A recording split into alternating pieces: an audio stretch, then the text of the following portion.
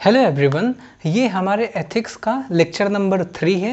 And अगर आपने syllabus को देखा है तो आपको पता होगा कि इसेंस ऑफ एथिक्स के बाद जो नेक्स्ट टॉपिक आता है वो है हमारा डिटर्मिनेंट ऑफ एथिक्स। तो सबसे पहले एज ऑलवेज हम ये समझेंगे कि एक्चुअली डिटर्मिनेंट ऑफ एथिक्स का मतलब क्या होता है।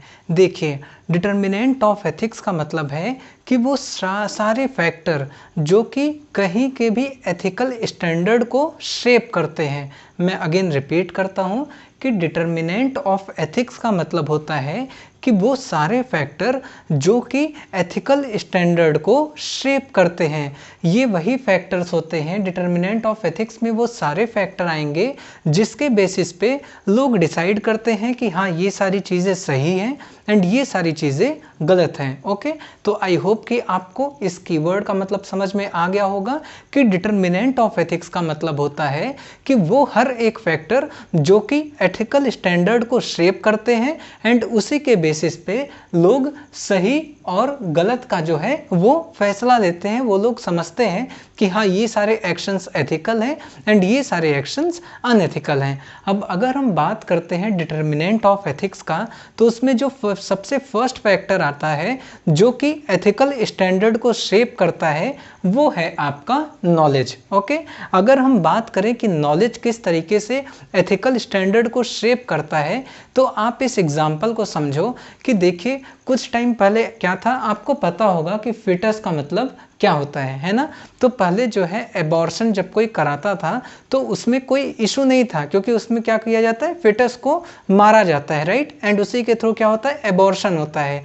तो देखिए, जैसे जैसे जो है साइंटिफिक नॉलेज इंक्रीज होती है तो फिर ऐसा पता चलता है कि एक्चुअली जो फिटस होता है ना, उसमें भी लाइफ होती है। इसलिए यहाँ पे एक डिबेट निकल के आया जिसमें कि दो लोग निकले, ठीक है ना। एक थे आपके प्रो लाइफ, ओके ना। जो प्रो लाइफ थे वो बोलते हैं कि क्योंकि फिटस में लाइफ होती है इसलिए आप उसे नहीं मार सकते हो। ओके, एंड सेकंड जो व्यू निकल के आया वो था आपका प्रो चॉइस का। ओके, प्रो चॉइस वाले क्या बोलते हैं कि यह जो है उस लेडी, उसका हक है कि वो डिसाइड करे कि वो अबॉर्ट कराना चाहती है या फिर नहीं कराना चाहती है। तो इस तरीके से जैसे जैसे नॉलेज इंक्रीज होती है तो कई सारे डोमेन जो कि पहले एथिकल कंडक्ट में नहीं आते थे वो आने लगते हैं। जैसे कि पहले एबॉर्शन जो है वो एथिकल है नहीं है इसमें नहीं आता था, लेकिन जैसे जैसे नॉलेज इंक्रीज हुआ एबॉर्शन जो है वो भी एथिकल कंडक्ट में आने लगा। ओके, तो फर्स्ट फैक्टर नॉलेज है जो कि एथिक्स को डिटरमाइन करता है, एथिकल स्टैंडर्ड को शेप करता है। सेकंड फैक्टर की बात करते हैं तो वो है आपका मैच्योरिटी ऑफ सोसाइटी। ओके, देखिए, सोसाइटी की एक मैच्योरिटी लेवल होता है, अलग अलग टाइम पे जो है डिफरेंट मैच्योरिटी लेवल जो है सोसाइटी की हमें देखने को मिलती है। जैसे कि पास्ट में जो है जो सती था। ओके, आई एम सॉरी, ये मार्कर नहीं चल रहा है, एक सेकेंड। देखिए, पास्ट में जो सती था, सती क्या था, सती जो है सोसाइटी के हिसाब से बहुत ही ज़्यादा एथिकल था, बहुत ही सही काम था, है ना। पास्ट में जो है सोसाइटी का मैच्योरिटी लेवल उस तरीके का था कि उनके हिसाब से सती सिस्टम हो चाहे जो है वो आपका स्लेव सिस्टम हो, दोनों ही एथिकल थे। लेकिन अब जो प्रेजेंट के टाइम पे सोसाइटल मैच्योरिटी जो है वो चेंज हो चुकी है एंड अब क्या है, अब सती जो है वो भी अनएथिकल है, ये जो स्लेव वाला सिस्टम है ये भी अनएथिकल है। ओके, तो फिर ये जो सेकंड फैक्टर है सोसाइटी के मैच्योरिटी लेवल, ये भी जो है एथिकल स्टैंडर्ड को शेप करता है एंड इसके भी बेसिस पे लोग एथिकल एंड अनएथिकल एक्शन को डिटरमाइन करते हैं। ओके, थर्ड फैक्टर क्या है, थर्ड फैक्टर है आपका ट्रेडिशन एंड कल्चर। ये तो आपको पता ही होगा कि देखिए, जो अलग अलग सोसाइटी में जो भी ट्रेडिशन प्रिवेल कर रहे होते हैं वही जो है शेप करते हैं वहाँ के लोगों के एथिकल स्टैंडर्ड को। वो जो कस्टम्स हैं वहाँ के, वो जो ट्रेडिशन है वहाँ के, वो जो है शेप करते हैं एथिकल स्टैंडर्ड को। फॉर एग्जाम्पल, कुछ ट्रेडिशन में ऐसा देखा गया है कि जानवरों को मारना या फिर इंसान को मार के बलि देना वो एथिकल है तो फिर वहाँ के ट्रेडिशन के हिसाब से वहाँ के लोगों का जो एथिकल स्टैंडर्ड हुआ है वो इस तरीके से शेप हो गया है कि उनके हिसाब से इंसान की बलि देना या जानवर की बलि देना एथिकल है। वहीं पे अगर दूसरे जगह के ट्रेडिशन कस्टम की बात करें तो ये क्या है, ये हाईली अनएथिकल है। तो इस तरीके से ये ट्रेडिशन एंड कस्टम भी एथिक्स को डिटरमाइन करता है। ओके, नंबर 4th फैक्टर जो कि सबसे ज़्यादा इंपॉर्टेंट है वो है आपका रिलीजन। ओके, आपको ये चीज़ समझाने की ज़रूरत ही नहीं है कि रिलीजन किस तरीके से हमें बताता है कि ये सारी चीज़ें सही हैं, एथिकल हैं, एंड ये सारी चीज़ें गलत हैं। एंड इसी तरीके से जो रिलीजन है वो क्या करता है, एथिकल स्टैंडर्ड को शेप करता है एंड हमें बताता है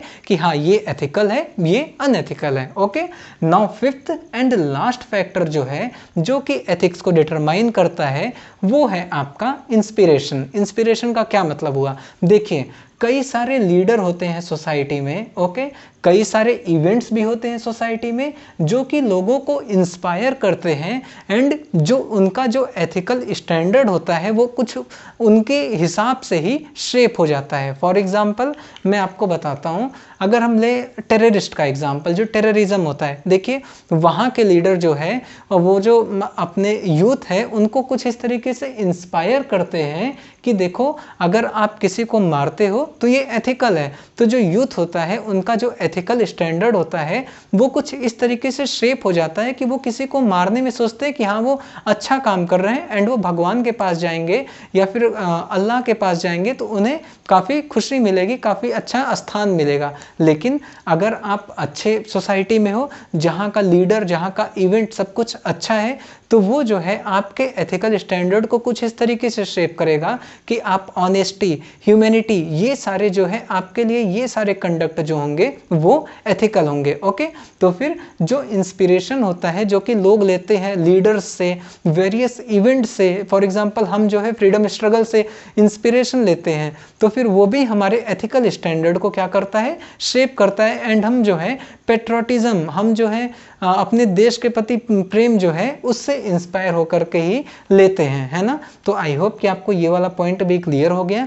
अगर मैं इन पांचों को अगेन समराइज करूं तो नंबर 1, डिटर्मिनेंट ऑफ एथिक्स का क्या मतलब होता है कि वो सारे फैक्टर जो कि एथिकल स्टैंडर्ड को शेप करते हैं जिसके बेसिस पे लोग ऐसा समझ पाते हैं कि ये सही है, ये गलत है, तो वही होता है आपका डिटर्मिनेंट ऑफ एथिक्स। ओके, अब वो कौन कौन से फैक्टर हैं जो कि एथिकल स्टैंडर्ड को शेप करते हैं। Number 1, knowledge. जैसे जैसे नॉलेज का डोमेन बढ़ेगा, जो चीज़ पहले एथिकल स्टैंडर्ड में नहीं आती थी, एथिकल कंडक्ट में नहीं आता था, वो भी आएगा। Number 2, society maturity.